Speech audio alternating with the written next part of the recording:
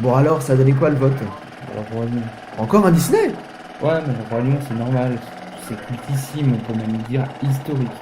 Un film d'histoire. Oh, attends, je sens que tu vas me faire de la merde, là. Walt Disney, Debout la France vous présente Le Roi Lion. Jamais on n'aura mieux expliqué aux plus jeunes les dangers de la démocratie et l'inconscient des idées autogestionnaires. Bah voilà.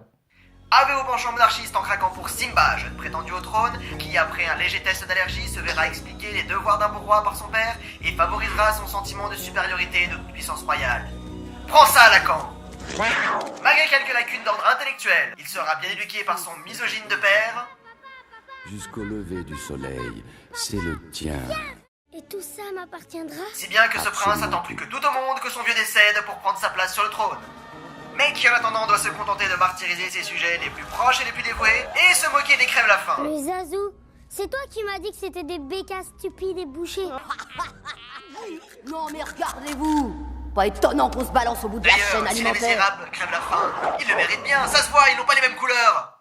Attends, tu t'aventures sur un terrain, c'est glissant, là. Mais non, tout le monde adore Disney. Et si Disney dit que les gens de couleur sont des félons, qui irait les contredire?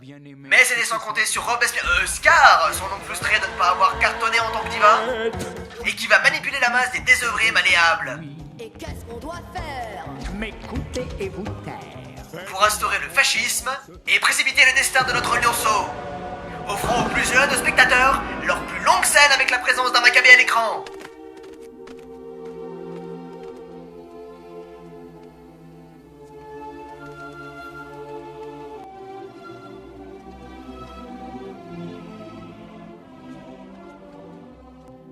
Pa, je te réveille.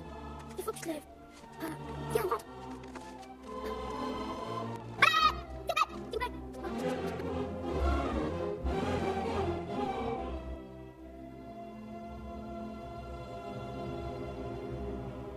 Traumatisé lui aussi par cette scène et pour survivre à ce nouveau climat politique hostile, Simba fuira en région, en province, chez les Ploucs, où il sera accueilli par des indigènes utopistes gauchistes charmants Droit de persécuter le monde.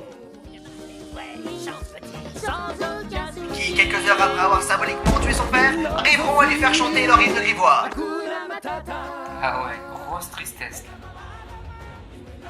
Mais un pauvre, c'est con, ça ne peut pas gérer un pays. Du coup, c'est rapidement la famine, ou alors ça mange de la merde. Heureusement, le roi décrète l'état d'urgence, Tu te soumets ou tu il te embrigade bats. ses copains antimilitaristes dans une guerre sans merci contre le mal et ramène la démocratie. Non, la monarchie.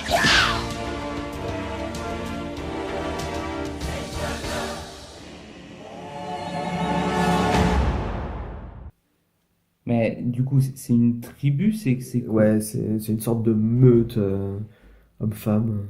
Homme-femme, mais il y a qui d'autre comme homme à part Mufasa? Bah personne. Mais du coup, Simba et Nala, ils sont... Non. Et à coup sûr, vous mourrez d'envie de découvrir dans l'épisode numéro 2 comment il enfante une fille qui se reproduira avec le fils adoptif de son oncle. C'est ainsi qu'on assure sa descendance chez les nobles.